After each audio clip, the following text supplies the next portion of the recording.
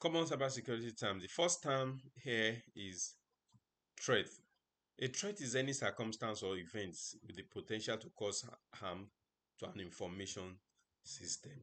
So, when we're talking about threat, anything that can lead to harming your information, either by stealing it, by making it unavailable, or by altering it. Remember the first class we talked about the CIA, that as a cybersecurity person, the three key things that we are doing is we are protecting the confidentiality, the integrity, and the availability of information. So anything that will breach, that has the potential to breach any of these three things, either the confidentiality, maybe expose your information unduly, integrity, change your information, alter it in a way that is not authorized, or deny you access to your information, they are a threat. So, example, if an hacker gains attempting to gain access, into a network, unauthorized access, yeah. So the attempt is a threat. You know, he has not gained access yet, but he's attempting. So that's a threat to the information, because if he eventually gains access, it can harm your, it can affect the CIA of your information. The next term here is vulnerability. Vulnerability is a weakness in a system that can be exploited by a threat. So when you're talking about vulnerability, that means there's a fault. That's a common way of saying it. There's a weakness, it's a fault. It's something that the threat can take advantage of. For example, like we said, the CIA is what we are protecting. Now, an hacker is trying to break the confidentiality of your information. So if you have an information, for example, let's say your information, your data is stored in a server, and the server does not have is not secured with a password, or maybe the server is positioned in such a way that anybody can access the server without necessarily going through the proper uh checks. Or maybe let's say, from what we have mentioned before, let's say there's no firewall protecting your information. Nobody is checking the kind of information that is coming in. That is a weakness. Looking at the example I made earlier on in terms of building, you sent a message. A building is made up of is occupied by children that are not supposed to be exposed to certain things, and then somebody is sending a carton of beer into that building, and there's nobody at the gate to check the kind of message or the kind of carton that is coming into this building. you know that's a weakness. That's a vulnerability. So that means that building is vulnerable to anybody accessing it. So it's a weakness that can be exploited by a threat. In this case, the threat is the person trying to bring in those cartons of beer. So that's a threat. So example is an unpatched software flaw. So when you have a software that has a flaw, that allows attackers to execute maybe a code remotely. Now, if you don't patch that software, when I mean patch, if you don't update it, download the version that takes care of that flaw, you know, that is a vulnerability. So when you have softwares on your devices that have not updated for years, you keep seeing pop-ups on your desktop saying this software is outdated, this software is outdated, and you're not doing anything about it. That software is a vulnerability. That flaw is a vulnerability. So the next term here is risk. Risk is the potential for loss or damage when a threat exploits a vulnerability. So if you notice, it's common term, these terms we've been talking about, they are linking to each other. So when there's potential for loss, that's a risk, or loss or damage when a threat exploits a vulnerability. So we have talked about threat, we have talked about vulnerability. So when a threat is able to take advantage of a weakness or a vulnerability in your system, then there's a risk that either your information will be compromised, or the confidentiality will be compromised.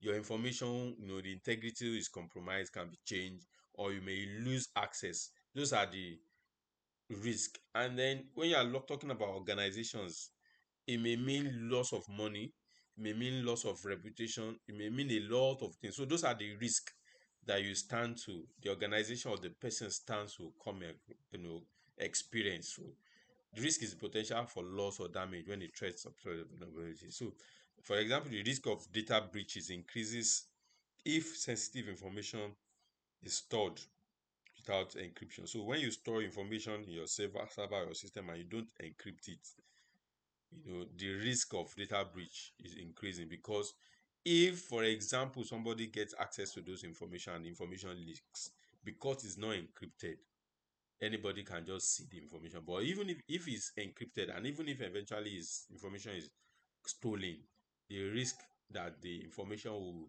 be useful to anyone or anyone can take advantage of it, will be lower. So um that is what risk is all about. So these are terms that you would definitely be coming across in cybersecurity.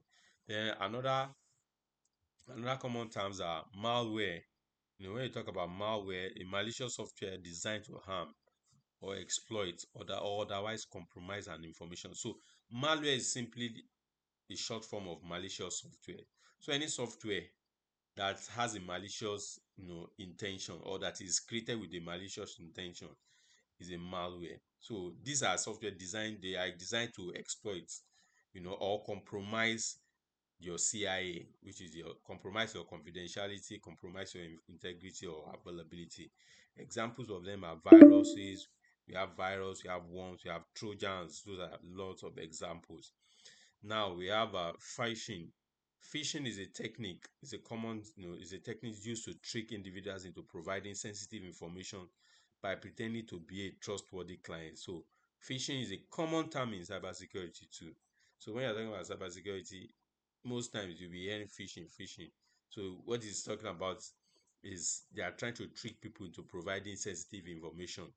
And this happens usually a lot with emails. You just get an email telling you to click a link, or telling you to subscribe for something, telling you that something is happening, you can benefit for something, or asking you to log in with your credentials. Those are phishing.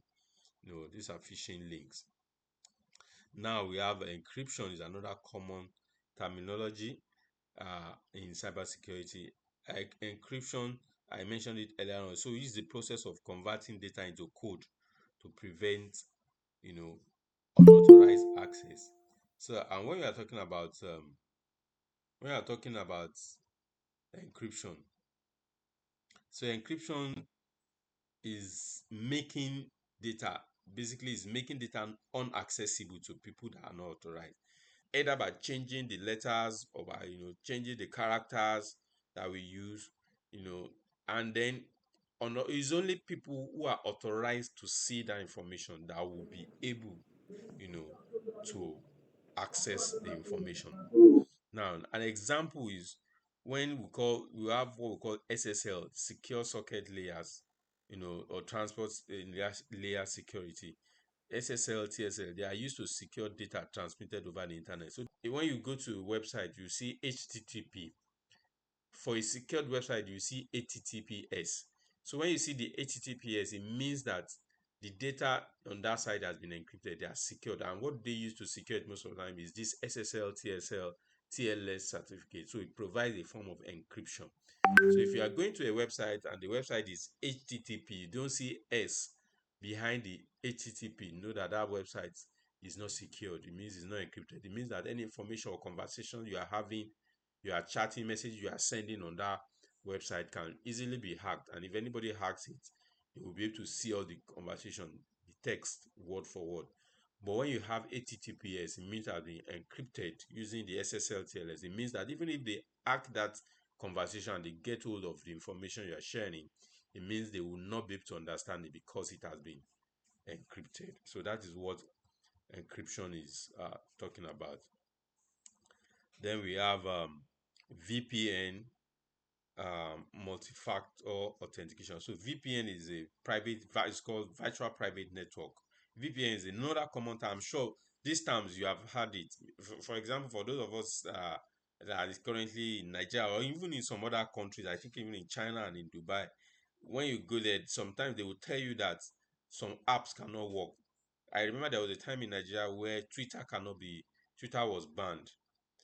Those period, people who are using Twitter had to do what they had to install what we call a VPN.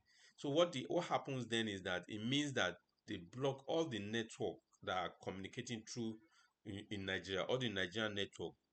They have blocked or put something that stops you from being able to access Twitter.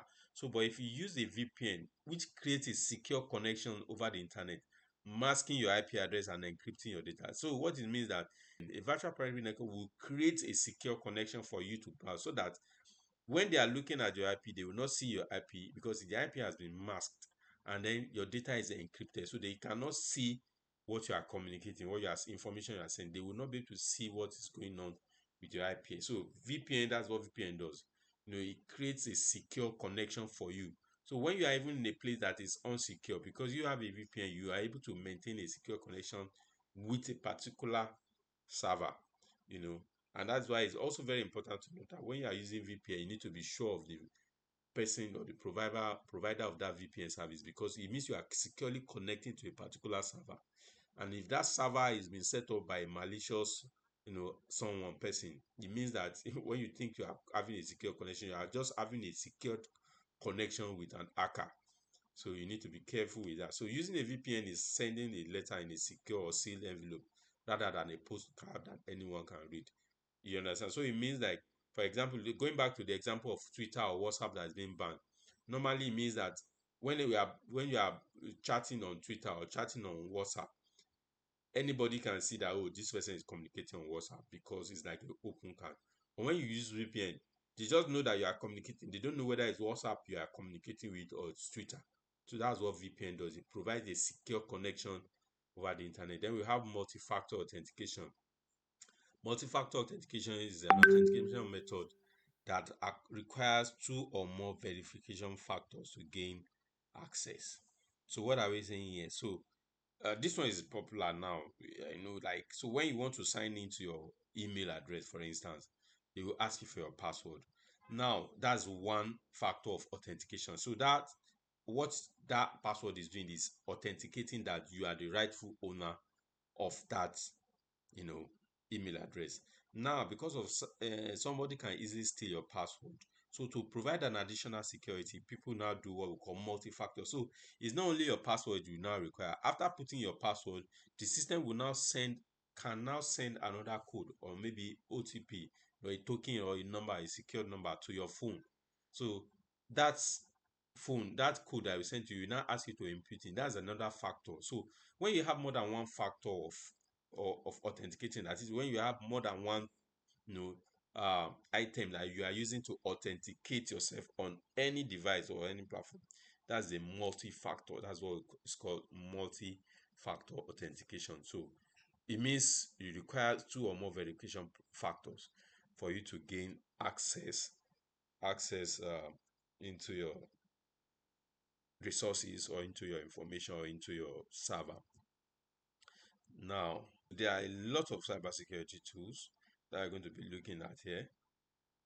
Now, we have the antivirus, we have firewalls, we have intrusion detection systems, we have intrusion prevention system. So these tools, antivirus basically detects and removes malicious software. So we've been talking about malicious things. Antivirus is that tool that you set up on your system that helps you detect that this software is malicious. We all know these common examples are, you can be using Norton, McAfee, Avast. These are very popular. Firewalls is a tool. I've explained what firewall does. It monitors and controls incoming and outgoing network, traffic within your network. Example of them are PF Sense, Cisco ASA, and there are a lot of firewalls out there too. Then we have what we call intrusion detection system, IDS. So these are tools that monitor traffic, just like the name says, it takes intrusion detection. So basically, it monitors your traffic and for suspicious activities, and alerts administration. So it's detecting if there's an intrusion. So if you have your network, for example, in your house, and somebody is already hacked in, and is posting, maybe only six of you have supposed to be using your router at home. Suddenly, eight people are using it. An intrusion detection system will be able to pick that no, two other persons have connected to this router, or have are present on this your network, and then you send an alert. So intrusion detection system basically monitors network for suspicious activity. Then we have the intrusion prevention system, which is the IPS. So this one does not just detect, but it prevents. So before the person even comes into your system, an IPS will detect that somebody is trying to break in and then will alert you. Intrusion detection, that means the person is already in your system. It's just alerting you that you are not the only one here in this network. Somebody else is here. Intrusion prevention will stop the person from coming in. At the point of entry, intrusion prevention system will send you a signal that somebody is trying to come in. So these are key tools that you need to understand or you need to know. Then we have the CM. It's SIEM, they call it SIM. So this aggregates and analyzes activity from multiple resources to identify potential security threats. So these are systems that people set up on your network. So what it's doing is monitoring. It's just like sometimes it works like the intrusion detection and intrusion prevention together.